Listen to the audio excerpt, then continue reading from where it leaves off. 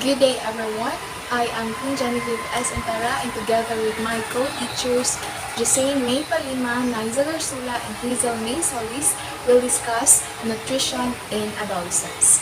So for our learning outcomes for today, we have explained the characteristics of the adolescents, identified factors affecting the nutrition of adolescents, determine the types of eating or feeding disorders in adolescents, and lastly, develop a feeding pattern for adolescents.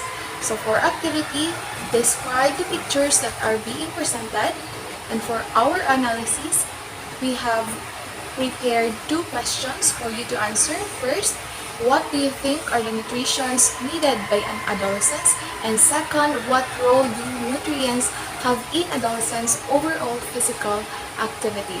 So if you have time, you can answer this question and you can send it through PM or through Messenger. So for our lesson today, we will going to discuss nutrition in adolescence. So the term youth encompasses ages 10 to 24 years, while the term adolescence, as defined by WHO or the World Health Organization in 1986, includes persons aged 10 to 19. So adolescents are sometimes designated as children, like for instance in UN Convention on the Rights of the Child of 1989, which covers below 18 years old. When we talk about adolescence, it is between the childhood and adulthood of life. People who are considered to be adolescent are those ages 10 to 19 according to WHO. So the period of gradual transition from childhood to adulthood that normally begins with the onset of signs of puberty is characterized by important psychological and social changes, not only physiological. So when we say psychological changes, it talks about the mind. It is more on or pertaining to the mind, individual thoughts, behaviors, and also their emotions. So when we say social changes, it talks about how we communicate with others, how we socialize with other people. So changes in adolescence is not all about physical but also psychological and social changes. So adolescents are far from being a homogeneous group. So when we say homogeneous, it describes a group with similar to each other.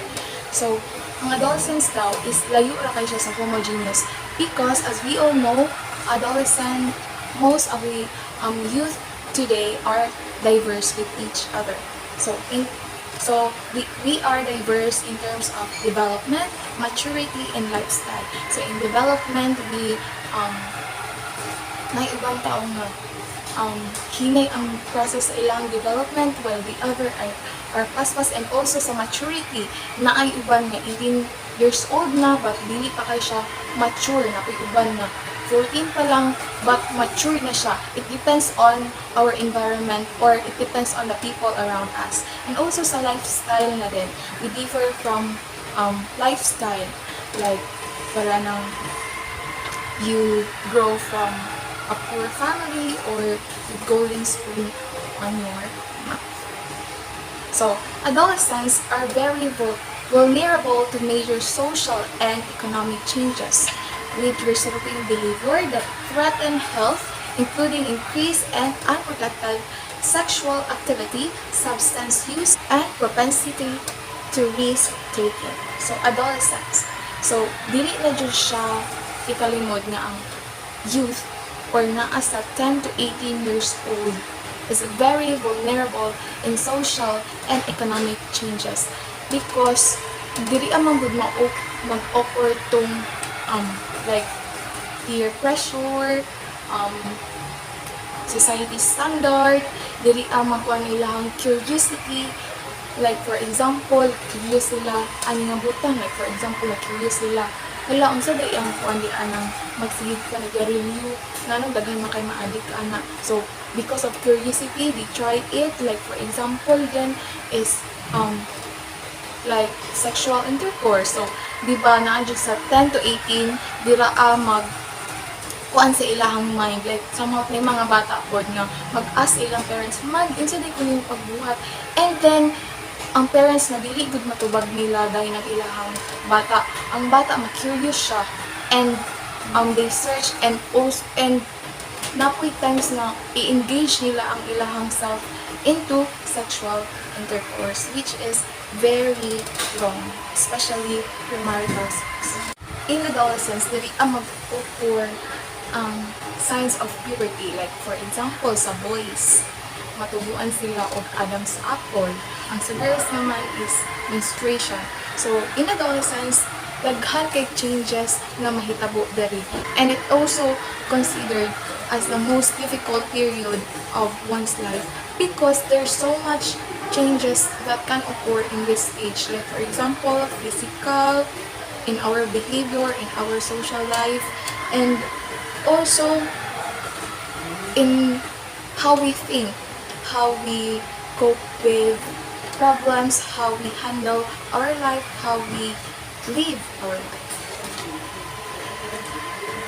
So, factors affecting the nutrition of adolescents. Inadequate nutrition in adolescence can potentially retard growth and sexual maturation. Although these are likely consequences of chronic malnutrition in early infancy and childhood. So, it is very visible that infancy, adolescence, adulthood is connected to each other. So, if you are malnourished or you don't get enough nutrients during your infancy, so makapekto siya sa imong adolescence, makapekto siya sa imong growth, sa physical, sa imong behavior, and so on and so forth.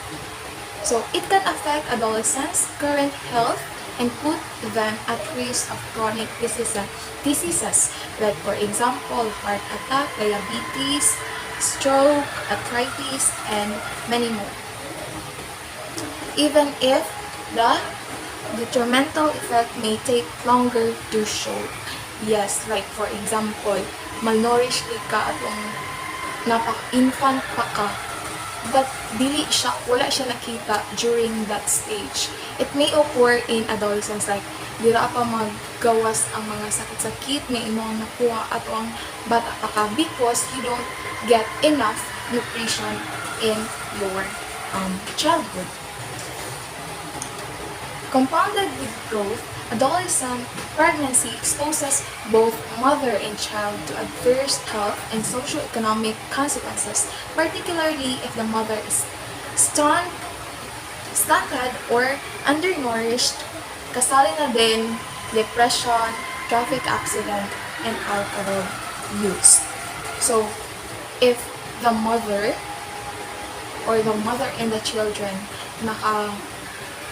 experience like adverse lifestyle or what we call unhealthy lifestyle, like malnutrition and unhealthy diet, smoking, alcohol, drug abuse, and many more, it can affect your health. But especially if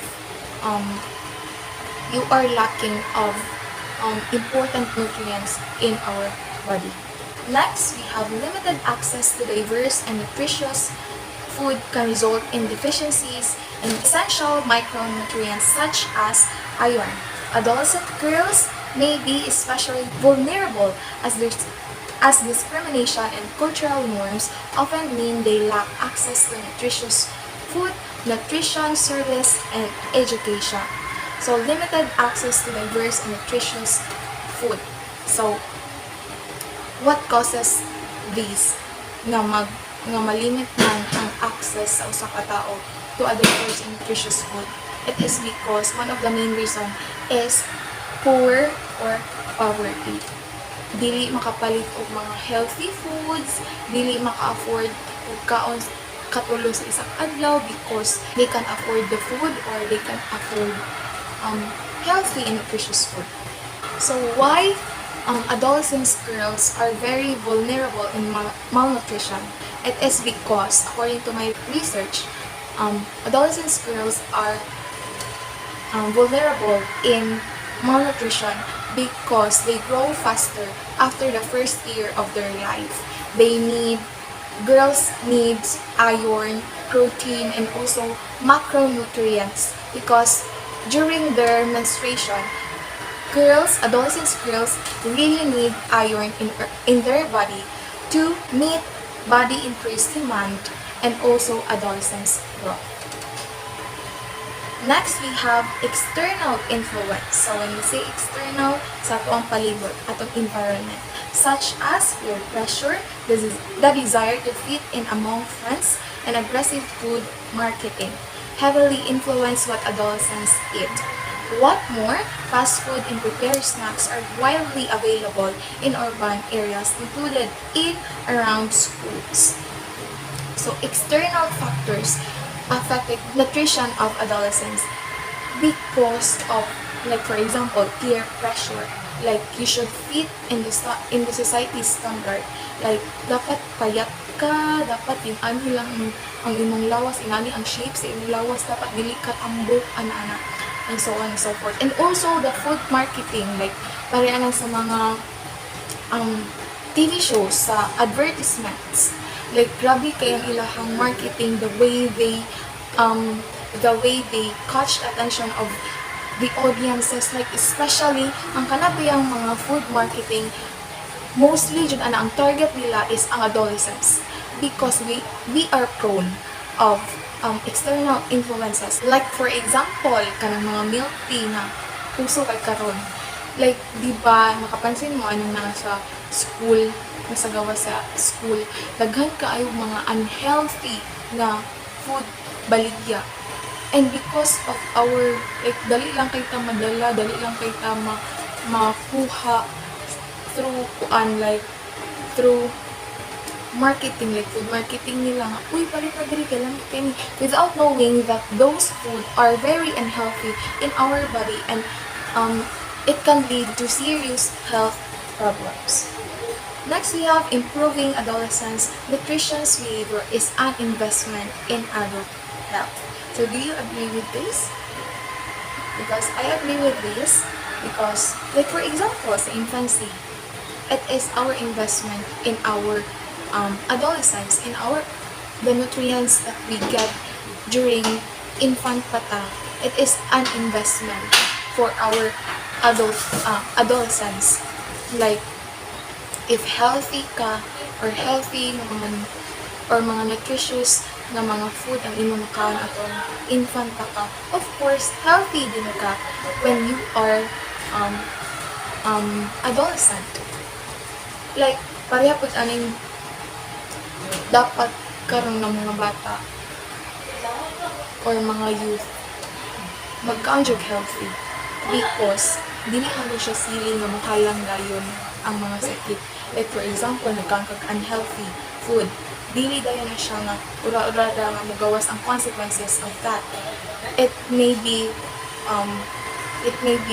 occur when you are adult or pag tiguang na ka, dira na ka makabati og mga sakit-sakit, like for example, cancer, diabetes because you eat so much sweets, and also mga sakit-sakit sa lawas because of what we are eating. So I guess that's all for my part. I hope you understand. And now I'll give the floor to Miss Jocelyn Alina. Thank you for listening. So now let's move on to the psychological changes during puberty. So 8 facts that you need to know. So to start with, as it has already been mentioned, adolescent is not a stage that goes unnoticed. So many psychological changes influence the way teenagers express themselves and handle different situations they are faced with. This is in connections with the Jean Piaget theory and stages of cognitive development. So first one is independence. So The first aspect of the psychological changes in adolescence is the teenagers' need for independence.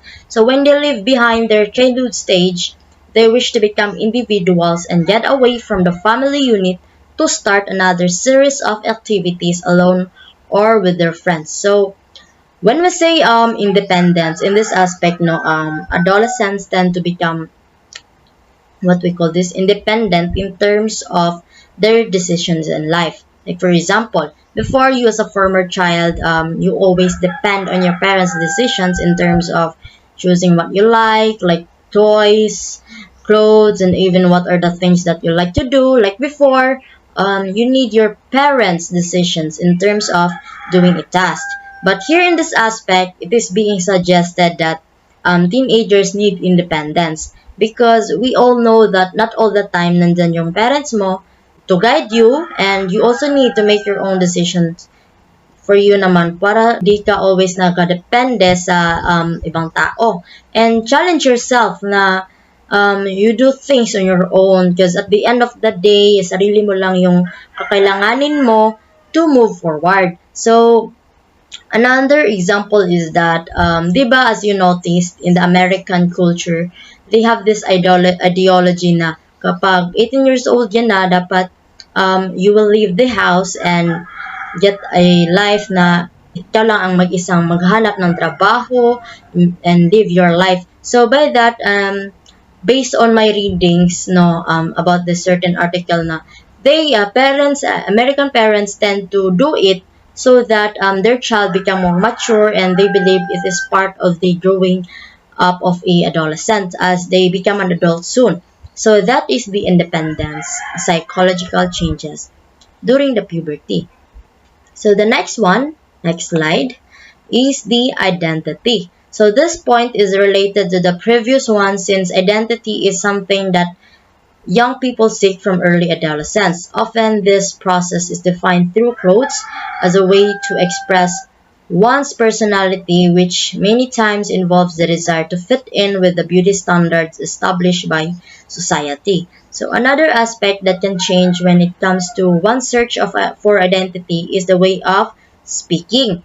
So at this time, it is possible to notice changes in the language used by teenagers, such as neologism or slang. So adolescence involves an excessive concern about one's physical appearance and identity. So when we talk about identity, in this aspect, connected pa rin siya sa previous one since young people also seek this. So in here, your identity reflects how you dress. Like for example, ako, sometimes I do prefer male clothing, but it's not mean that I'm a lesbian or something. It's just that I feel like I'm myself.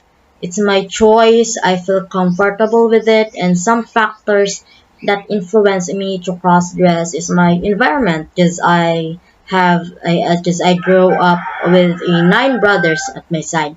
So also the factors that influence people on how they dress is the term what we call this, what's the trending in the clothing. So 'di ba, we sometimes look up in our idols, lalo na mga K-pop, 'di ba? So lalo na sa mga kabataan na mahilig sa mga K-pop, like they tend to copy what their idol wearing, even their makeup or even the way their idols speak. Like dito lalabas yung term na neologism or slang. Like when we talk about neologism, ito yung mga languages na sometimes ginagamit natin, or what we call the hegemon words, which means like for example,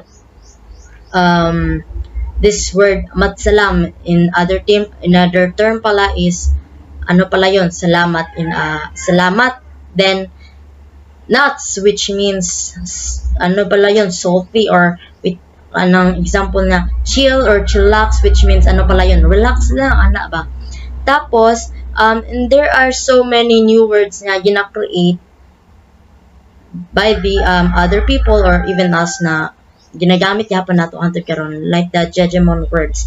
So also one factor then na that may also influence one's identity is that the standard built by the society. Like for example, society have this mindset na if you dress well, you are attractive, and if you dress poorly, this means you're an attractive person. Like here in the Philippines, mga kabataan ngayon mahilig sa mga K-pop. Kokopyahin yung mga kasuotan ng mga idols nila, which means they are being influenced by the beauty standard of the Korean people. Also here, yung standard na ng iba na kapag maputi ka, maganda ka sa paningin nila. You are beautiful already. That's why many people tend to buy whitening products so that they can fit in with the beauty standards that the society created by. And by that, society influence how person's identity is being built. So by that, mauna siya ang the psychological changes in the identity aspect. So the next one is the physical appearance. So this is a physical factor, but it also implies a psychological change. During adolescence, as a general rule, there is a excessive concern about one's physical appearance. So this leads teenagers to willingly change their appearance and the way they dress. So experimenting with their physical appearance is something typical for teenagers. However, if it becomes the center of their concerns, it is advisable to talk to them or even ask for help from a specialist in order to prevent future eating disorders, for example. So, when we talk about physical appearance, as I mentioned earlier, standards of the society may also hinder adolescents change in their appearance. Like for example, the way we dress, how we look, and how our physical feature look like. For example, if you're a chubby person, and people tend to criticize your physical appearance because of that, so there's a tendency that you are motivated to change yourself or your appearance from chubby to sexy. So by that, you set a rules na dapat di ka kumain ng lunch or dinner, or dapat di masyadong marami ang kinakain mo without knowing na it's not healthy pala. Tingala na lang kadihangan, kalitra kag katumba, uyapan. Kay tungod na ito sa kuan kanang imong routine nga dili mo kaon. By that, imagine you do all things na nakakasama sa health mo para lang dili ka malait sa laing tao. One example also is that yung kilala nyo naman siguro si Tony Fowler. Isa siyang sikat na vlogger ngayon sa YouTube na so as I've noticed to her,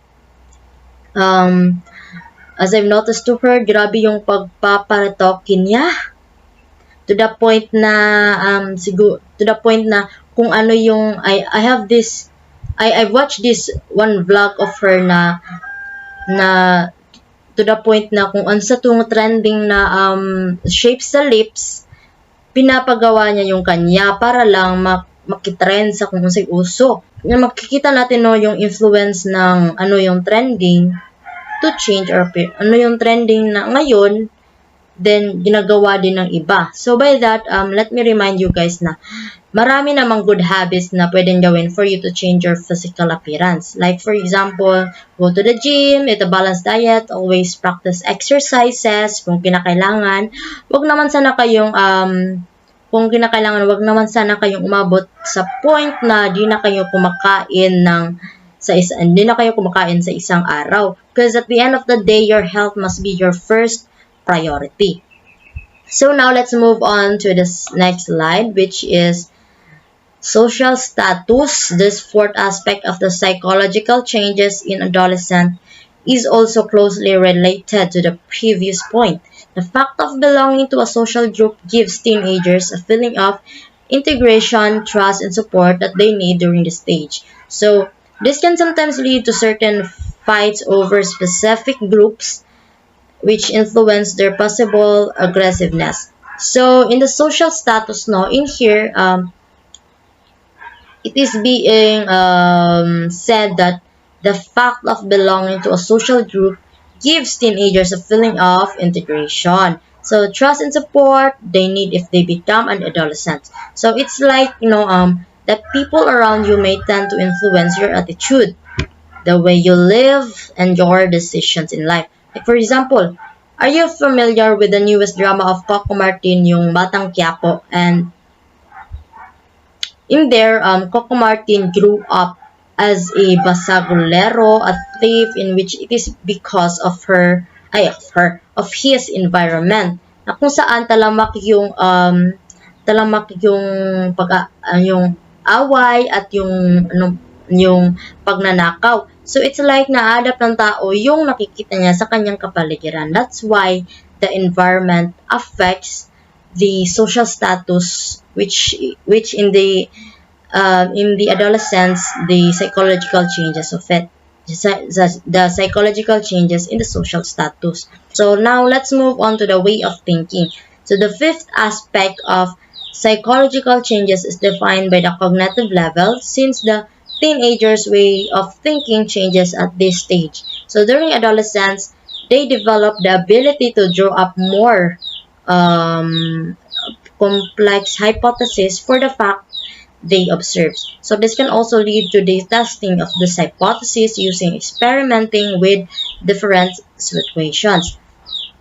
So way of thinking, no. So in here, your decisions making, your decisions that you make in your life and in your cognitive level will change. It is because if you're in your adolescent stage, your own decisions will matter the most. Like for example, you have a certain problem to resolve and you find ways so that that certain problem will have a solution. So you create a plan A, and if kung dili naman mo and dili ma-resolve ni plan A yung problem, then you'll create a plan B so that you can resolve a problem. So it's like in this stage, your problem solving skills will enhance. That's the way of thinking. So the next one is the lack of self-confidence and understanding. So this aspect is usually shared by most teenagers. Many of them feel that no one understands them. This feeling is caused by all the changes that are going on and the trouble they have with controlling certain emotions and insecurities that appear during this stage. So, when we say lack of self-confidence and understanding, in this aspect, it's more likely the emotion of a adolescent will be affected.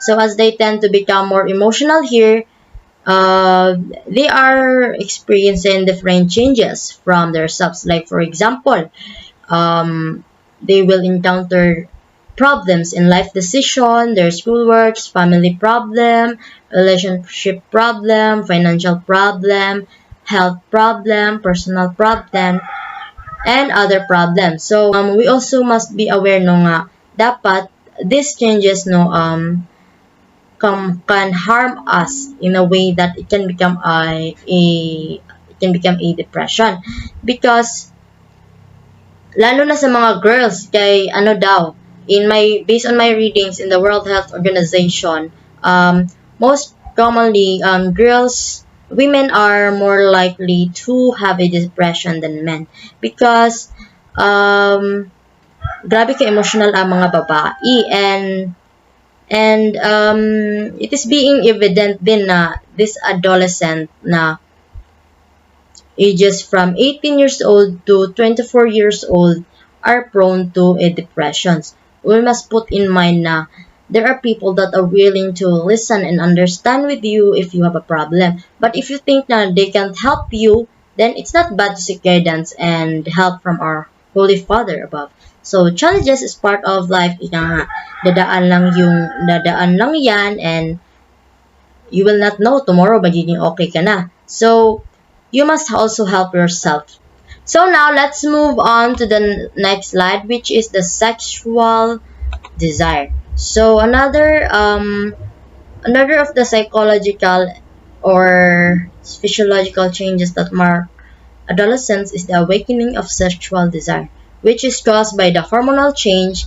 In the case of girls, it is due to estrogen and progesterone, and in the case of boys, it is testosterone. In many cases, this is an issue that involves a new approach to sex and also questions, doubts, and states of confusion when it comes to those changes.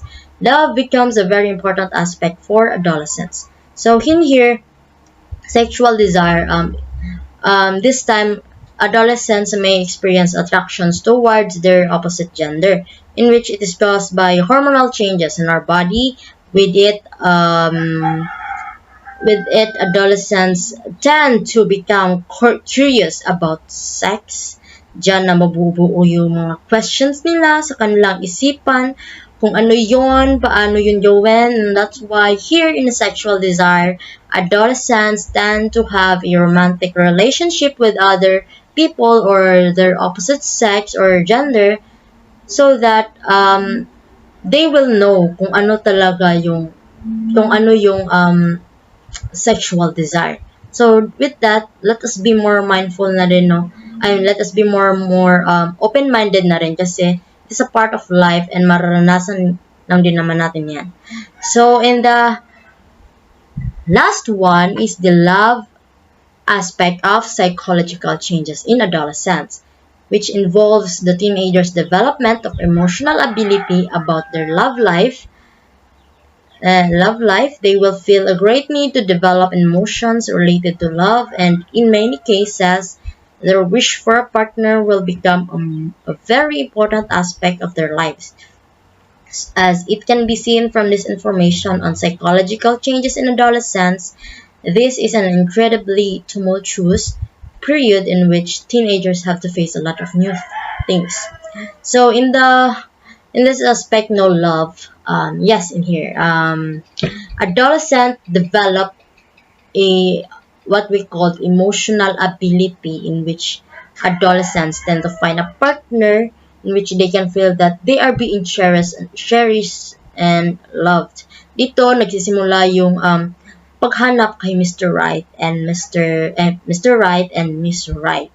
And sometimes we may fall in love with the wrong person, and sometimes people tend to fall out of love because of a certain excuses na di na daw nila gusto ang lahang partner kay kana lagi kana laga kana diha mao lagi nang rason, then that cause breakups.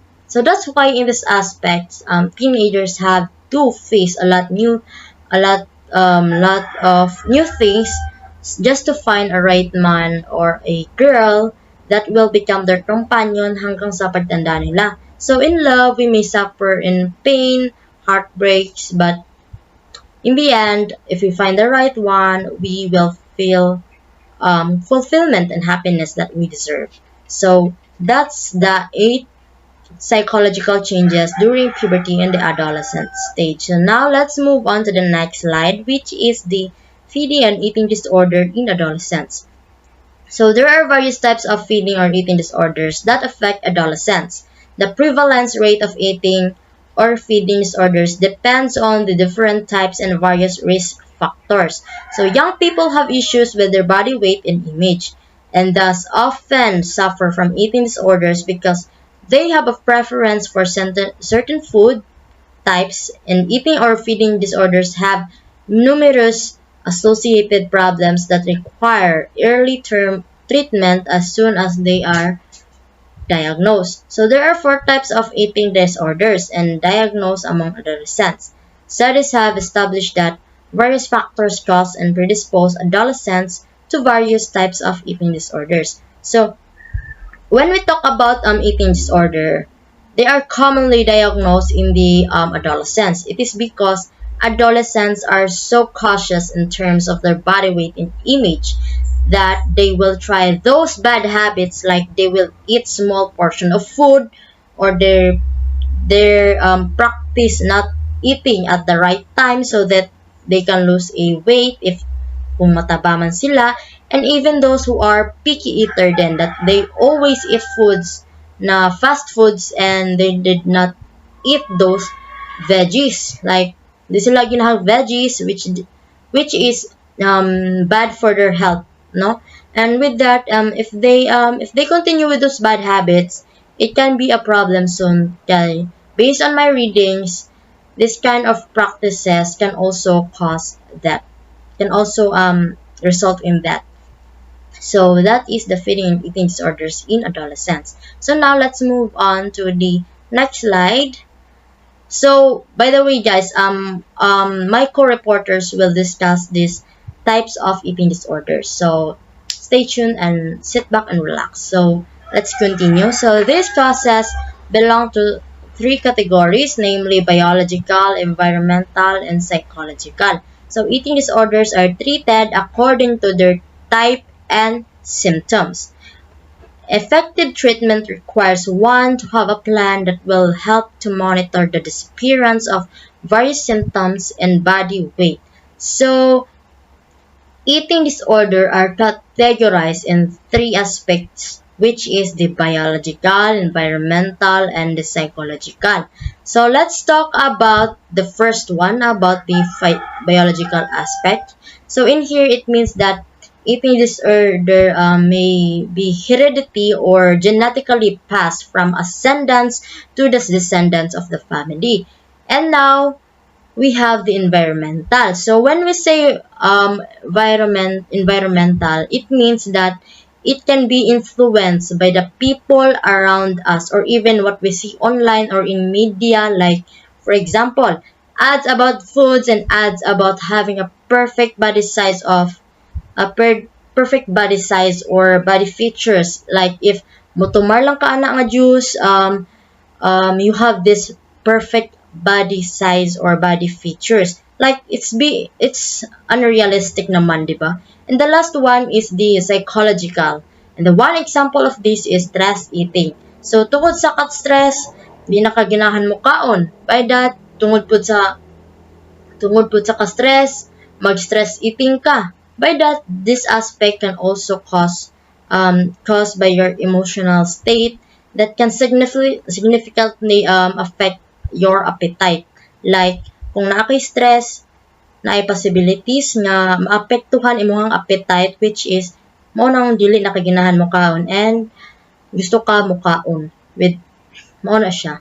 Then sa introductions, a feeding or eating disorder is defined as a physical, medical, or psychological condition in an individual that makes them unable to consume certain types of food based on, according to Hornbacher 2009. So they have influence on individuals' emotions and behavior towards certain food groups. So there are various types of feeding or eating disorders that affect adolescents. Studies have established that the number of young adults suffering from eating disorders has been rising over the last couple of years. So the prevalence rate of eating or feeding disorders depends on the different types and various risk factors. This group of people consists of people between the onset puberty and the maturity. So now let's move on to the next slide. This illness is common among adolescents who diet and have low self-esteem due to negative perception of their body images. According to experts, young people have issues with their body weight and image. Thus often suffer from eating disorders because they have a preference for certain foods. Like for example, pilian kay ka or you're a picky eater, like di ka mo kaog mga veggies. Like mas ginahan ka atong mga pizzas, some burgers, mga fast food na mga pagkaon. And by that, eating disorders have various causes. More na gito tong biological, psychological, and the environment. And they have risk factors, symptoms, treatments, and options, and associated needs. That's according to Hornbacher 2009. So according to expert, eating or feeding disorders have numerous associated problems that require early treatment as soon as they are diagnosed. So eating disorders that are left untreated have serious consequences. So as I've said earlier no na dili lang din nato ni siya pasagdan ng eating disorders. It is because kung mulala pa jud ni siya maayo, it can cause that, which is muna na siya, muna kayo mabuhat. And if kung makatry makagina ng eating disorders, you should consult your doctor para ma-identify na siya unsa na siya nga eating disorders, and you can have your treatment as soon as possible. Kay para dili na ka moabot sa point nga mauto katong mawala ka diri sa kalibutan. So that's all from my report. I will give the floor to the next reporter. Thank you. Good day everyone, I am Liza Grasola, and since the previous reporter already discussed about what is the eating or feeding disorders that happens in adolescence, let us tackle or go to the types of the eating or feeding disorders in adolescence. So this is the types of yung mga eating disorders that might happen in adolescence. So first is we have anorexia. So anorexia refers to a prolonged disorder of eating due to loss of appetite. So this disorder affects adolescents who limit themselves to certain groups of foods for fear of being overweight. So kaning anorexia class is that it is a type of eating disorder that makes a person no nga kanang lost his or her appetite, meaning dili siya mukaon, dili na siya halos mukaon tungod kay of course he has an intense fear of gaining weight, meaning di siya gusto mo tambok. So ang iyang way para dili as in mag gain og weight, so gina reduce niya ang iyahang ginakaon, or usually wala jud kakaon. So this disorder is common among adolescents because at this stage, people are very conscious of various developments in their bodies and the impacts they have on their image. So, this type of eating disorder is very common in us adolescents because in this stage manggot, in this adolescent stage, di ba, diri na magsugod yung mga different changes that happen in our body, dili lang psychologically but also in our physical appearance, di ba, when we undergo puberty. So dagag changes nga mahitabo, and one of it is the body structure. So di ba, usually pag ang mga adolescents is very conscious din siya sa ilang physical appearance, like gaining weight or sobra kapayat, something like that, just like what happened to me during my high school days or yung senior high school days, no, that I am conscious about my weight because my classmates and friends kind of saying nga tumaba daw ako, like nanambok ko, and of course me is kanang warag dili anad, so warag na ana ako ha nanambok day ko. And for me manggod is that napalibutan magud ko ka ng mga payat, skinny, and I want to be skinny just like kanang makita na to sa social medias, right? It really influence us to mga napanood nato sa TV, ganon.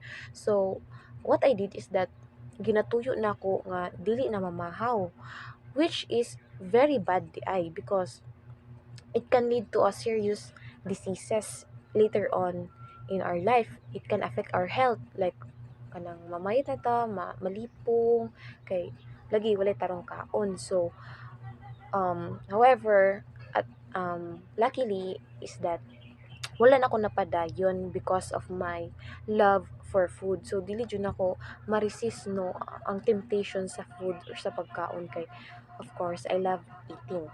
So pero kato siyang klase akong gibuhat is not totally an anorexia or an eating disorder, but usually a symptoms, no, which is if ako pang ipadayon, it can lead to anorexia nga type of eating disorder.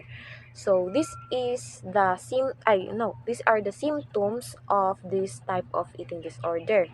So it includes skipping meals, katong akong gingon na di na kanang dili mo kaon, prioritizing exercise, making up excuses for not eating, watching one diet, and avoiding eating food they prepare for others.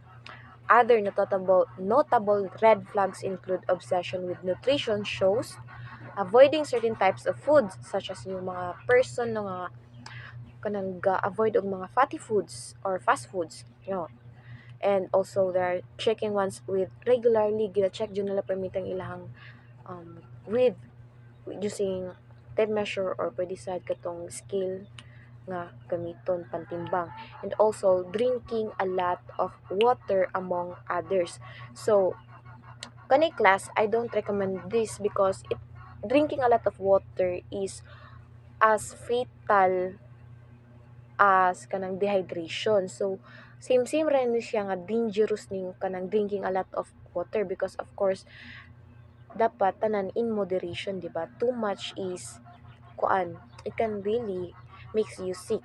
So how can I say no nga kanang drinking a lot of water nga maka bad ni sa atong health? Because of course based sa ako ang na-research pod is that it can cause water intoxication, wherein kanang ang water intoxication pwede siya maka-lead into seizures, coma, or worse is death, because of course you are taking too much consumption of water, then wala kay food nga gina-intakes, and ang kuan po na is that dili makuha ni body ang sakto nga nutrients nga dapat niya makuha in order to function well, to regulate our digestion system, to regulate our health. So yun.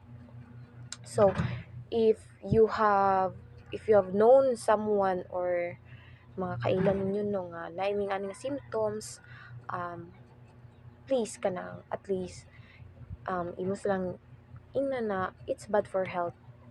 Better if naa man kay ingani nga symptoms, consult a doctor, no, because of course this type of disorder is kind of really bad for health. So next type of eating disorder is the bulimia. So bulimia refers to an eating disorder common among adolescents who engages in excessive eating, which is followed by acts of clearing their bodies from any form of stigma. So this disorder is characterized by people eating a lot of food, which is followed by doing too much exercise to avoid gaining weight. So ito namang bulimia is that totally different from anorexia, because anorexia, di ba, is that he is conscious of her or his weight mo nang di na siya mukaon. Kabaliktaran naman itong si bulimia. Bulimia class is a behavior in which a person eats too much. Gakaon siya daghan kayo, kakonsume siya mga energy and calorie. So much na, too much ang iyang ginakaon to the point nga dili po siya gusto manaba. So unsa may yang buhaton ani? So kay di mo siya gusto manaba, however sige siya kaon og daghan, of course di ba pag mukaon tag daghan, too much energy or calorie ang atong gi-intake, gaining weight yun na ang possible nga, not possible but totally ang outcome ano mag-gain jud tag weight if daghan tag kanon and less exercise. However kaning si bulimia class is that it is a type of disorder no wherein kanang sige kaon ang isa ka tao, and ang ilang ginabuhat sa ilang ginakaon is usual gina-vomit nila, naga-exercise sila og too much na good just to burn those calorie na ilang na intake. So this is the symptoms. So symptoms of this disorder include using the bathroom during and after a meal. So bantay mo basin namin mga kailan ng kanang pag-organ kaon or nagkaon pa lang gani nga dito din CR malibang. So symptoms na din na siya class, no. So there are also eating too much food, regular dieting, secretive disposal of used food wrappers. Ito naman is yung an act of kanang pasikreto na nagakaon or ginalaban yung mga food wrappers sa ilang ginakaon. Pasikreto lang ni siya na class nga pagkaon. So napoy lack of control over the amount of food to eat and forceful vomiting. So as you can see in the picture here, bench eating, self-induced vomiting, then kaon, tapos vomiting. So usually nakita na ko na siya usually sa mga movies, sa mga salida in TV, because wala mo ko nakaila-ila nga naingani nga type of disorder basin kamo na. So kani siya is that ang kakaon siya daghan, then ang iyang ginahimo is that ginasuka gud niya kay para ang kato yung ginakaon is that dili siya mag-gain og weight, so which is totally ang nga nga type of disorder is also bad for the health, kay it can lead to a serious diseases in the near future. So if ever na pud may kaila or namoy nga symptoms, better kung soft na mo sa doctor, no, kay para samtang sayo pa at least ma-prevent pa yung mga disease nga pwede mahitabo, because we do believe, no, that prevention is better than cure. Okay, next. So next type of eating disorder is binge. So the third type of eating disorder is binge. So it refers to an eating disorder that involves immoderate indulgence. So unlike bulimia, where victims engage in purging activities, binge eating disorder leads people to have feelings of culpability. Meaning ng culpability class is yung sense of guilt or blaming oneself, like kanang kina-blame nimo imong self, like sala nimo ni siya, it's your responsible mo jud ni siya gina blame nimo imong self. So mo na siya ang culpability. We have also despair and self-criticism. So ito namang binge class is that kanagong more on emotion niya ang ginapagawas niya, ang imbes ang himo niya class is that kaniyang mga emotion, too much emotion ang iyang na feel is that ginapagawas niya through eating food. So gakaon lang siya, gakaon without kanang without knowing no nga nasubraan na day siya kaon, nag-gain na day siya weight. So mo siya ang binge eating disorder. Bali ang sayang una-una lang baklas is kanang kaon lang siya nya stress go siya, diri pud masultong yung stress eating. So according to experts, so this disorder is common among adolescents suffering from depression and low self-esteem. So usually may tabo daw ning bench nga feeding disorder to the adolescents who is suffering from depression and low self-esteem, because usually kaning mga depression, it affects our feelings and thoughts. So usually if affected ka, di ba, maka-feel ka worried or anxiety, stress, usually if some people no nga ang way nila to relieve that is through eating, which is very not normal na, kay may possibility nga kanang mag-gain na siya with, and it can cause serious diseases later on, dili man karon but later in the future magka-cause siya sakit. Makita dyan nato na nagkatigwang na to, no, like just in the saying nga kung usa tong gitanom mao po na nga to ang anihon. So symptoms of these disorders include eating even if one is not hungry. So maski pa wala siya gutom, mukaon jud na siya. Napoy eating alone, lack of emotional control over food, yung yun nga yung sinabi ko na too much emotion ang iyang na-feel, so ginapagawas niya through eating. Then taking too much food in a single meal, sobra ka daggan ang pagkaon sulod sa isa ka plato, no, which is for example pamahaw, dapat ang tama lang. So kanang pasubraan jud niya, no, which is kanang makadaot jud siya sa atong lawas, as well as constant complaints from friends and family about one's eating habits. So if you know someone or anyone or even you yourself na kay symptoms ng ani, better if undangan na nimo siya, because it is very unhealthy to our body. Pwede jud ta na magkasakit and matigok probably. Okay, so next is the final category. So this is the final feeding disorder in adolescence. So it is OSFED.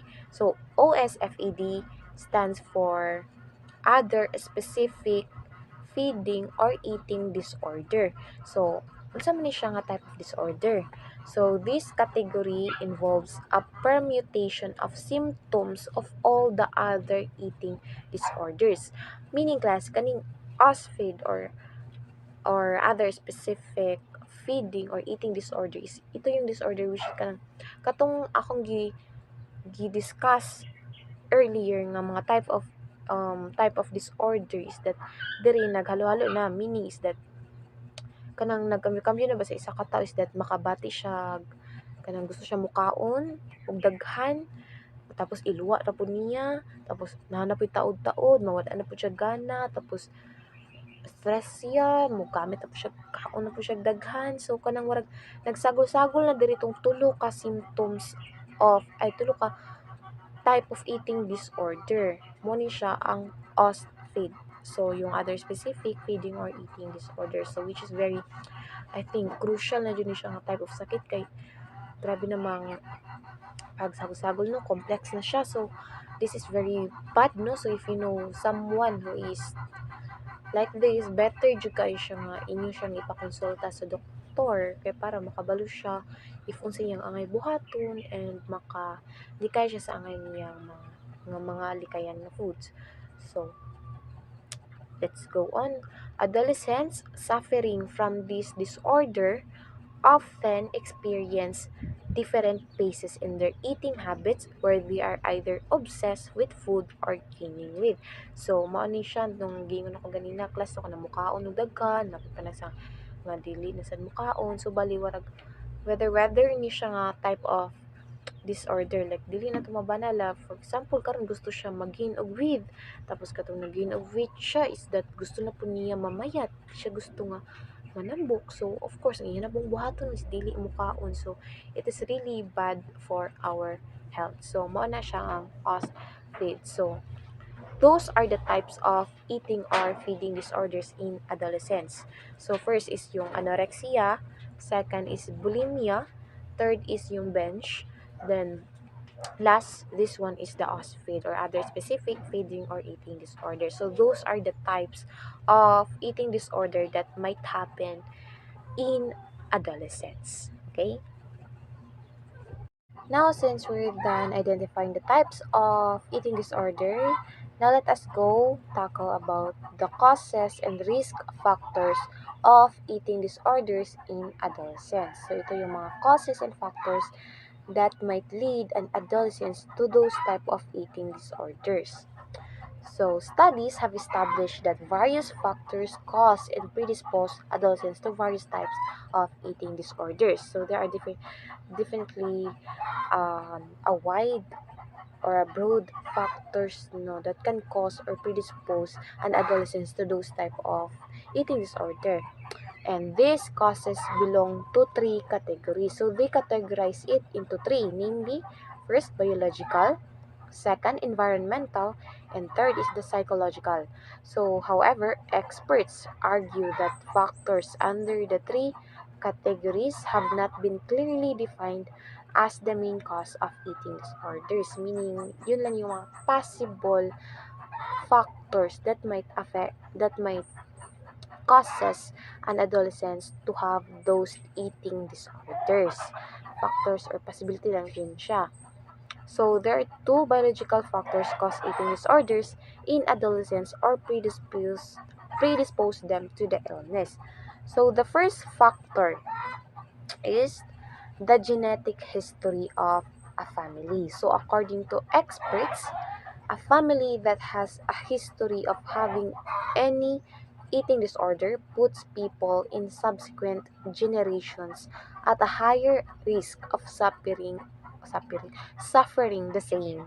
So, according to Grello and Mitchell in 2012. So, the first factor daw class that might cause an adolescent to eating disorder is maybe the family heritage, meaning namamana, yes po, namamana tong sakit na to. So, if you have this type of certain disorder, you can investigate no sa inyong family heritage, whether si mama ba, si papa, si lolo, si lola, or kanunuan ba ninyo na by ani nga type of sakit kay nay possibility no ang kanang imuhang behavior karon ng type of eating disorder no is that may possibility nga kana siya is nagikan siya sa imuhang ancestors, yung namamana po yung sakit na to. Okay, so namamana dahil na so if ever you want your mga kaapuhan or your anak,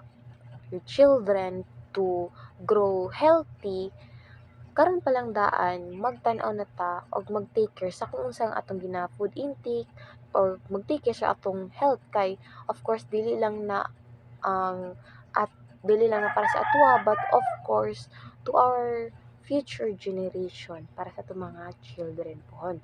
So in addition, the kind of upbringing a family adopts can also lead to someone suffering from any type of eating disorder, meaning kung unsa ta pagpadako sa atong panimalay makuha, it can also cause as one factor that can cause us to suffer in this type of eating disorder. Okay? So first factor is genetic history of a family. So next is the second factor, which is the brain activity.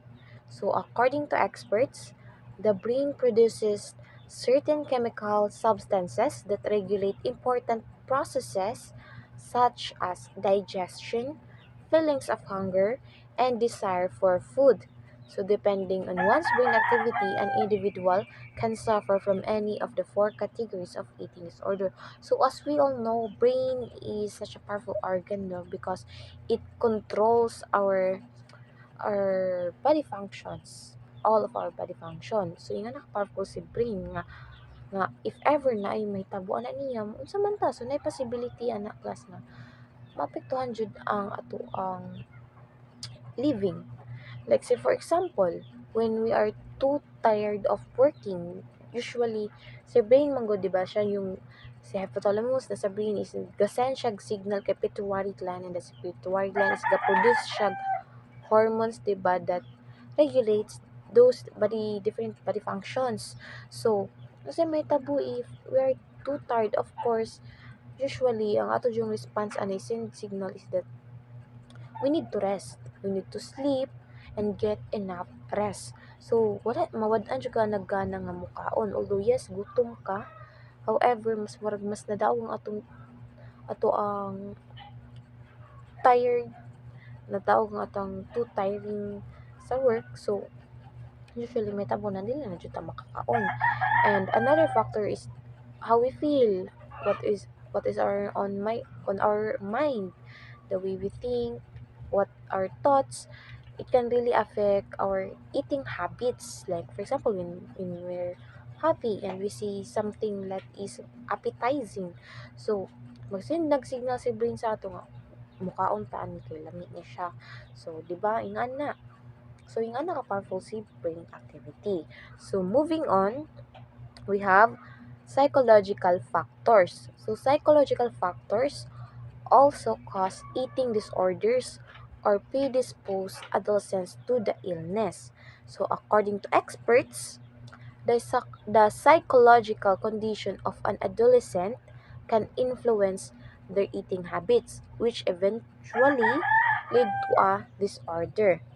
And some of the psychological factors that cause eating disorders include depression, anxiety, low self-esteem, societal values, individual traits, lack of self-control, and traumatic experiences. So, kaning psychological factors class is that more on also in our mind po na siya, the way we behave po our mind, like it involves our thoughts and feelings. So, for example, like what is mentioned here, di ba, na siya depression, di ba?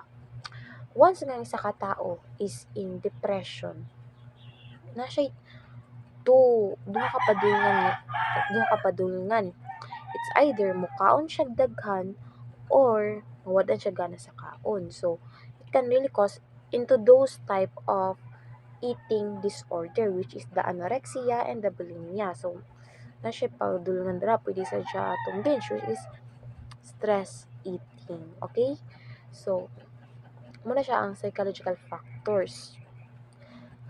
Moreover, according to experts podcast, the pessimistic sense of inadequacy and a despondent lack of activity caused by depression often make people change their eating habits. So some people start eating too much food while others tend to reduce the amount of food they take. So just like what I've said earlier, no, yung psychological factors, like for example, yung depression, it can really affect our eating eating habits like yun nga yung mag-start eating too much consumption of food or kanang mawad ag appetite dili na mukaon. So mo na siyang makalid po siya into those types of eating disorder. Okay? Next is depression. So depression also makes adolescents skip a meal as they lose their emotional control when around food. Anxiety is another psychological factor that can cause eating disorders in adolescents. So just like what we have discussed earlier, depression, both depression and anxiety can really affect of our eating habits because it can affect how we feel, how negatively affect how we also act. It can affect like for example too much emotion naman gud nga to ang nabati ani, and that we don't some people we don't know how to control this emotion or asa ipagawas. So usually ang ilahang own way to release this type of stress or anxiety or this kind of feeling is through eating or through eating, which cause too much consumption of food and also kanang mawalay lang appetite because mawadan sila gana kay stress na kay sila, too much emotion na ilang ginabati na nila masabtan. So usually makawala jud siya gana, which is makalose og gain kay dili na mukaon ng isa ka person who is in depression or who feels anxiety. So that's it. Moving forward, we have psychiatrists argue that adolescents often experience cycles of worry and nervousness, which influence their eating habits. So, adolescents are also prone to suffering from low self esteem issues. This is mainly caused by peer pressure for one to achieve perfection. So, as we all know, as we have discussed earlier, kaning adolescence is that diri is kanang different changes jud ang mahitabo ani, especially sa girls kanang mga hormonal changes nila is kanang like especially if dukon, 'di ba magbago-bago jud ang ilahang pation in that it influence the way or no their eating lifestyle, their eating habits. And also another factors daw is that mainly caused by peer pressure for one to achieve perfection. Usually, kanang peer pressure pod like, for example, like you've gained weight, kanang taba na daw kaayo ka, so sungugon ka nila pig or baboy. So, of course, it can affect the way you perceive yourself, the way you showcase yourself, you you your self confidence. It really affects no, like mubaba na yung imong self esteem, and that can cause into depression also in anxiety because di na ka gusto pud mo kaon kay of course gusto nimo nga mo mamayat ka just in order to fit for the standard or for the standards of the society that you think is perfect, that you think it defines beauty, ganon, di ba? Like 'di ba gusto ka yung ani kay mao man ato nakit-an gud usually sa ato ang palibot. And also one of the main factors is social media. Great influence jud na siya as a peer pressure kay 'di ba makita na to as we scroll, beauty daw is ganito, dapat payat, slim, you have this type of body figure, so ganun. And it really affects the way we perceive life, we the way we act in our reality, 'di ba? It really affects. So, moving on, societal or family values also influence the eating habits of adolescents. So, societies that hold a lot of value on elements such as body size, physical appearance, and certain food types influence the development of eating disorders among adolescents. So, yun nga yung sinabi ko kanina, di ba, yung societies value, di ba?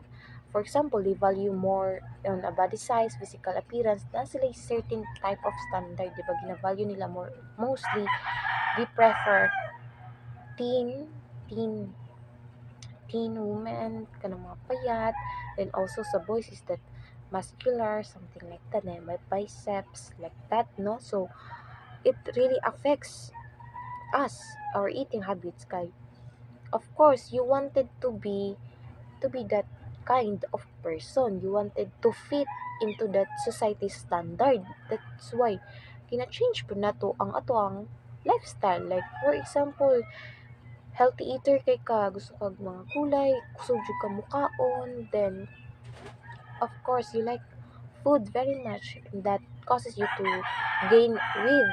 And of course, kay as we as we are being pressured by the peer or usually influenced by what we have influenced by other people, of course mabag-o jud na siya. Instead of healthy eater ka kanang di na ka mukaon, kay of course ginasungog na ka, ginabully, and it can really cause you depression and anxiety. So that's it. I think that's it for my part, and I'll now give the floor to the next reporter. So thank you for watching, everyone, and have a blessed day.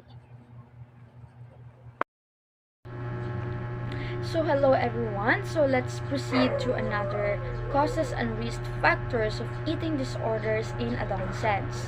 So we have environmental factors. So also cause eating disorders in adolescents or predispose them to the illness. So in this context, the environment refers to the totality of conditions surrounding adolescents. So the conditions surrounding adolescents both at home and in school often affect the kind of food they will eat. So some of the environmental factors that cause eating disorders include societal values, cultural attitudes, troubled relationship, and the nature of activities one engages in among others. And according to experts, the values that society places on an individual being thin or fat create an environment that creates a bias towards people with certain body types. So this is one of the causes and risk factors no of eating disorders in adolescents. So of course, at this stage no, ages 10 to 19, mo man jud ni siya ang stage nga maglahi ang posture sa usa ka kabata. Like mag-iba ang lawas na uban no nga from thin to manambok sila. So naiuban pud nga mamayat or gikan sa tambok mamayat. So it depends lang yun sa body sa usa ka bata. So in this kind of factors, so kani environmental factors, so commonly jud nga ma-experience ani is body shaming. So we all know no nga daghan jud or some of you naka-experience og body shaming. For me, para sa kuha nga kanang sa una is age ko mga 8 is payat ko. So pagka edad ako mga 9, 10 hangtod karon na natambok na ko. So mo na siya maka-experience siya og body shaming, and it's because of body shaming no or kanang it's because sa mga tawo nga naa sa palibot nimo. So kanang makakuan ka ma-affect bitaw imuhang the way ka nga mukaon kay di ba duharam jud ang padungan sa katawo kung ma-stress. It's either mamayat sila kay di sila ganahan kaon, or it's either mag-stress eating sila. So like mag-crave sila og mga tamis, like me nga kanang kung ma-stress ko is mag-stress eating ko, mangita ko mga tamis, magkaog ice cream, mga unsa pa diraa. So that is one of kanang mga eating disorders good nga dili siya maayo sa ato ang panglawas. And also no kanang number one food nga kani maka-affect sa tuang the way we eat is ang troubled relationships, because kani nga stage sa adolescent stage diri man gyud magsugod ang gugma-gugma, di ba? Kanang puppy love, like ang first love never dies, di ba? Nga naman jud dira magsugod ang gugma-gugma nga kanang kung nasakitan jud, di ba? Common man jud kaayo no nga labaw na karon nga ay mga post sa Facebook or nga ginabalita nga na ay mga bata nga haning nag-suicide kay because gibulagan sa ilahang uyab or ing ana siya. So ikaw pud no as person, dapat kaning tarungon nimo ang isa ka tawo, like kanang dili ka mag body shame nga kana bitong, di ba common man jud kini sa Philippines nga kanang mag body shame sa laing tawo nga without kanang dili ka aware sa mong kagalingon ba nga utro pud ka sa wayunon. So ing ana, so dapat pud please kanang be gentle la lang pud, kay it can cause man pud nga kanang sige kag body shame, sige kag pasakit sa usa ka tawo, so maka-cause jud siya og depression, di ba? Mao jud na depression, and kung ma-stress nagkuan, so makakuan sa kaugalingon, kay because kanang lahi man ta og pagdalas tong kaugalingon, so mo na siya nga maka-cause jud siya og depression sa usa ka tawo. So mo nang please be gentle, mo nang dili jud likayan na lang jud nato kung pwede, or kanang it's either kung kanang nakay istorya, dapat jud nga hinunaon nimo siya mga 5 seconds kung maayo ba ni siya isulti, or kung dili nimo siya mausab within 5 seconds, ayon na lang isulti kung makapasakit sa ilaha. Okay? Next causes and risk factors of eating disorders in adolescence is cultural attitudes. So regarding the ideal physical image of a man or woman also caused eating disorder among adolescents. So during adolescence, many people start developing a certain degree of consciousness about their body image. So most adolescents aim at meeting or bettering the standards set by society regarding how someone should look like. So of course, diri sa tuang country, labaw ng Philippines, so, wala ko ginaingon na nga gibash na kong Philippines, pero commonly man jud nga ma-experience yun, or kanang mo jud ato ang nakita sa tuang diri sa Philippines is grabe standard, di ba? Like kanang makita nila nga kaning tambok ang isa ka tawo sa wayon, makita nila nga payat king tawo sa wayon. So ana good, so dira like kanang dira di ba sa kung gigon kay nga example is body shaming. So dira magka mo po siya ang cause nga naay eating disorder ang usa ka bata. It's because of body shaming, di ba? Kaning di sila ganahag kaon, or kanang mag-stress eating sila. So duha ra man jud, mao ra jud na ipadulngan sa usa ka tawo kung ma-stress sila. Kung ma-stress sila, kung di na gyud na makaya, mahimo nang ma-depress ang tawo. So ing ana. So this affects their eating habits, which in turn result in the development of a disorder. And also troubled relationship can lead to someone suffering from effects such as depression, so which often influence an individual eating habits. So mo po ni siya commonly jud nga ma-experience sa isa ka tawo nga ma-stress sila, and maka-affect sa ilahang way nga kanang mukaon and maka-develop ng eating disorder is ang troubled relationship. Labaw nang mabulagan sa uyab, so ing ana kanang labaw na gugmaan kay ka, nagibinuangan ra ka, or gibiyaan or gipasagdan ra ka. So namo ing ana nga mga tawo nga kaning dili ka kaya og handle sa kaugalingon sa ilahang gibati, so mo na siya nga ma-depress ang tawo, so mag-suicide ana, di ba? Mo na ang commonly. And a highly stressful environment can make someone either consume a lot of food or vice versa. So matong giingon sa gaina nga duha ra jud ang kapaingnan sa katawo kung ma-stress sila. It's either nga mag-consume sila og lot of food, or kanang dili sila ganahan kaon. So also experts also argue that the kind of activities that adolescents pick out in schools also influence their eating habits. So those who engage in sports, athletics, and dancing are often conscious of staying fit and may avoid eating certain food. So of course, kung ikaw nga bata is nag-engage ka sa mga sports, so syempre athletic ka, dapat athletic po din mo hang lawas, dapat fit jud ka, dili medyo na siya dapat nga mukaon ka og kanang bisag unsa lang nga pagkaon. Kung kaning athletic person ka. So dapat yun no, kung kuan ka ga apil-apil kag mga sports, so syempre dapat na jud na siya kaning saktong energy sa panglawas. So di ba nga na. So those who choose to engage in less active engagement have little worry over their eating habits.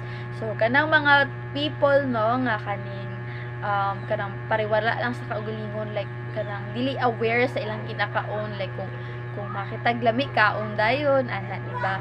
So dapat nga kita as bata pa ta at this kind of stage diri man jud magsugod ang tanan no nga kanang mutilaw sa mga bisag unsa nga pagkaon, labaw nag mga street foods, mga unsa pa diraa nga bawal sa tua. Well, dili pa man gyud siya ingon nga sa tanan no nga mogawas jud ang mga side effect ani nga pagkaon. Dira pa man jud magawas pag magtigulang-tigulang na ta. So syempre kung samtang bata pa ta karon, so dapat likayan jud, dapat mukaan jud og mga healthy foods, dili kay mga instant lang, di ba? So eating disorders are among the common illnesses that affect adolescents across the world. So studies have established that eating disorders are caused by combination of biological, psychological, and environmental factors. So experts argue that it is important for an eating disorder to be treated as soon as it is diagnosed, because any delays can lead to life-threatening complications. So there are numerous treatment options for eating disorders that patients can take up depending on the symptoms they show. So one of the most important elements for achieving effective treatment of eating disorders is ensuring the support of friends and family members. So the prevalence rate of eating or feeding disorders depends on the different types and various risk factors.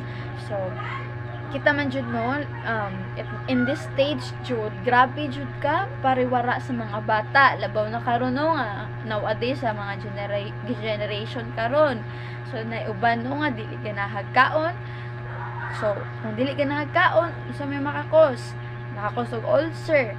So yung ana siya, so dapat no nga kanang ampingan jud na tong galingon, dili pod nga kanang naatay ginabati sa tong panglawas pasagdan lang kay na mga some reasons nga pasagdan lang or kaning ilimod sa ginikanan. It's because hadlok sila nga mabala ka ilang ginikanan. So that is a big wrong jud no. Dapat nga kung samtang sayo pa istorya na lang kay aron nga madala pa og check up, so makatake og tambal and mawala ang mga gipamati sa atong panglawas. And dapat jud no dapat jud no nga eat healthy foods, dili jud permi nga mga instant, labaw na sa tuwa karon mga college students nga mag-board lang, so sige kaon og mga instant noodles man jud naman dali noodles, mga dilata. So dapat pud mukha jud og gulay, dili kay kanang sa sobraan lang ka or tapulan or sa kabisi dili na lang jud makaluto, di ba? So mo na siya likay pud ang mga street foods kay grabe mo jud na siya ang common food, labaw na kanang tusok-tusok, so makakos po na siya og hepa. So mo na siya, so eat healthy foods every day jud. So what is healthy eating? So eating healthy is an important part of a healthy lifestyle and is something that should be taught at a young age. So the following are some general guidelines for helping your adolescent eat healthily. So it is important to discuss your adolescent's diet with his or healthcare provider before making any dietary changes or placing your adolescents on a diet. So discuss the following healthy eating recommendations with your adolescents to ensure he or she is following a healthy eating plan. So it's very important that as a parent soon or even now nga sa inyong manghod or sa inyong cousins or sa inyong niece or nephew, so you need to kaning thought your children nga mukaon og healthy foods. So dapat jud nga you should be a role model sa inyong manghod, so inyong sa inyong manghod, sa inyong pamangkin or basta kinsa nga bata. So nga na. And next, so you should eat 3 meals a day with healthy snacks. So it's very important jud no nga mukaon jud ka 3 times a day, labaw na jud no ang breakfast. It's because ang breakfast mo na siya ang hatag og energy sa tua na kanang every kanang gahatag sa tug energy sa tibuok adlaw. So dapat pud nga mukaon jud kag lunch and also dinner. Bahalag ginagmay na lang sa lunch o sa dinner. Basta importante is ang breakfast. Kay syempre gikan ka natulog pila ka oras niya imuhang mga organs sa imong panglawas is syempre mangita mo jud ang mga nutrients. So wala na yung mga nutrients or wala na yung water nga dagan sa imong lawas. So you need to dapat jud nga mubawi jud ka sa pagmata nimo. Like pagmata nimo mag-drink kag water and also you should eat your breakfast. And increased fiber in the diet and decrease the use of salt. So dapat jud no nga kung you're in a diet, so dapat magtaas ka og fiber. So what are the examples of fiber foods? So commonly avocado, broccoli, so ana. And also avoid salt because this is one of the reason why nga ang tawo is manambok. It's because of the salt. And also kung magpalabi kag salt, magka kidney stone ka. Then luod kay na no kay naay mga bato-bato imuhang kidney, then that is kaning not normal na jud kay naiuban kasagaran nga mura na jud as in ana nakadaka ang bato sa ilahang tiyan, so need na jud na i-opera. And also you should drink water. So pila man ka glasses a day nga magdrink ka og water. Of course 8 glasses. So dapat permintiyon jud mo og inom ang water kay maka-help po na siya no nga ma-cleanse ang imuhang mga toxic sa body. And try to avoid drinks that are high in sugar. So fruit juice can have a lot of calories. So limit your adolescence intake. So whole fruit is always a better choice. So syempre kay kung sobra makadaot man jud, so dapat balance jud. So dili dapat magpalabi og sugar. It's because unsa man maka cause og diabetes. And one fact no na nakita nako is ang mailhan ang usa ka tawo kung naay diabetes is kana bitong mga tawo nga ay wala ko nangwaan aniha pero mao na siya ang ilhanan nga kung high sugar ang usa ka tawo is kanang ilabi tong liog is kanang lagom, then kanang bisag usa og lugod dili gyud na siya makuha. So mao na ang mao na ilhanan nga high sugar ang usa ka tawo. And dili gyud ta basta-basta lang gyud no nga kanang magpalit ta sa supermarket og mga fruit juice. So dapat magtan-aw gyud ta sa label kung pila ang calories kay dili man gyud tanan healthy ng mga ana no. So much better jud nga mopalit na lang ka og prutas nga gikan jud sa palengke nga kanang fresh jud siya or kanang ginatanom ninyo, much better nang ingana. And eat balanced meals. So when cooking for your adolescents, try to bake or broil instead of fry. So mo ni siya dapat jud no nga dili ta pirmi taga adlaw magsigi og prito kay makadaot pud ni siya mo pud ni siya ang reason nga maka-cause pud siya og lain sa tuang kaning panglawas. So much better kung i-bake nimo or i-broil nimo kaysa kanang iprito bitaw ay syempre na medyo mga mantika nga dili siya makaayo ana. And make sure your adolescence watches and decreases if necessary his or her sugar intake. So akong giingon gaina nga dapat jud nga kanang mag-balance jud no, dili magpasubra kay nalisod na kaayo kung magka-diabetes in tawon, masig mapungkol ka, chares. Labi nang mag-diabetes kay kung masamad ka dugay maayo nya ang uban kay malata ang kanang like kanang uban kay ang tiil or ang kamot. So syempre apektado naman kay na, so dili na maulian kay sige naman nagtaas makag sugar, so na uban mapungkol na ana. So likayin na lang jud siya. And eat fruits or vegetables for a snack.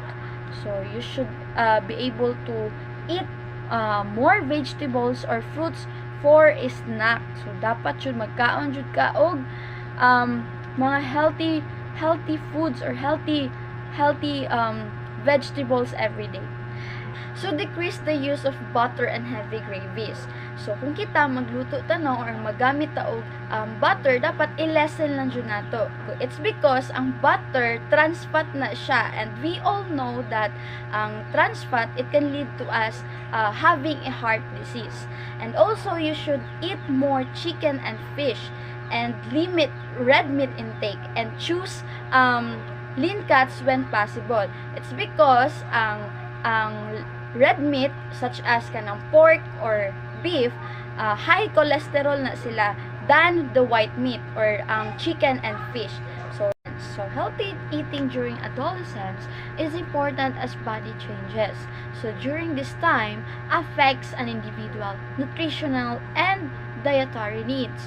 So adolescents are becoming more independent and making many food decisions on their own. So many adolescents experience a growth of spurt and an increase in appetite and need healthy foods to meet their growth needs. And adolescents tend to eat more meals away from home than younger children. So, in this stage should know, bisan kita nakaagita sa una, mga pilian naman jud kitag mga sudan no, di ba? Nga ana tita mga gulay, kalay kanang kita na joy maghinuna or kanang kita na joy mag desisyon kung unsa tong kanon, it's either healthy ba na or dili. So ing ana, and commonly jud nga mga bata labaw na ing ana nga stage is dili mukaon sa balay, kay pas pilion ang mukaon sa gawas, like fast food, mga street foods, mga ing ana.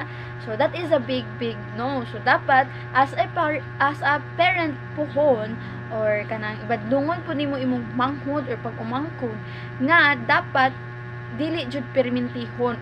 Well, okay man siya nga mukaon ka, pero naa jud siya big effect gyud kung permintihon ang pagkaon sa mga street foods or fast food. Kay it's because need man jud nato uno nga kanang mas lahi man jud nang kaning lutong bahay bitaw, o kanang much better man jud nga makabalo ka kung kinsay nagluto or giunsa pagluto, di ba? Kay wa ta kabalo kung sa gawas lang giluto is kanang bisag unsa lagi pamutang, or wa ta kabalo kung fresh ba tong gulay nga iyang gibutang. So ing ana, and they're also heavily influenced by their peers. So kani commonly man jud nga kanang syempre naman jud mga friends imong mga anak or ang mga bisag kita sa una na day mga friends nga hikayat jud ta nga moingon sila nga or makita nato nga nagkaon-kaon sila maing ana nga klase nga pagkaon. So kita nga masuyaon kaayo, so mupalit pud ta kay syempre gusto ta mo try.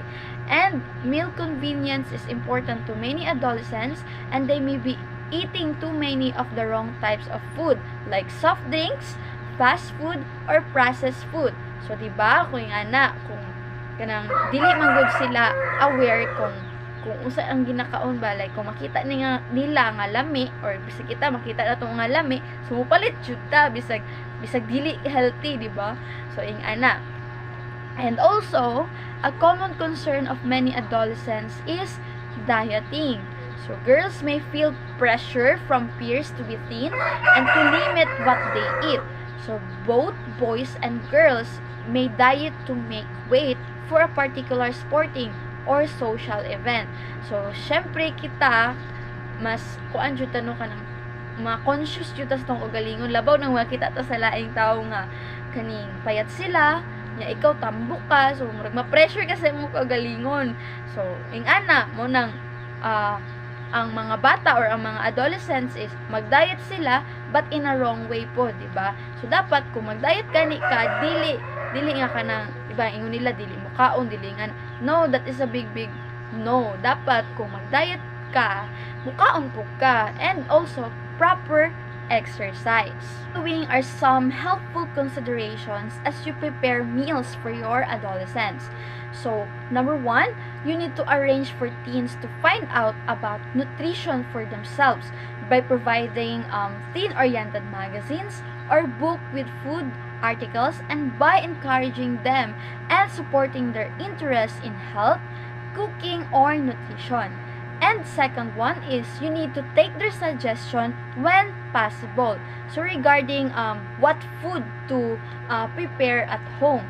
And the third one is experiment with food outside your own culture and have several nutritious snack foods readily available. So often teenagers will eat whatever is convenient. And lastly, if there are foods that you don't want your teens to eat, avoid bringing them into home.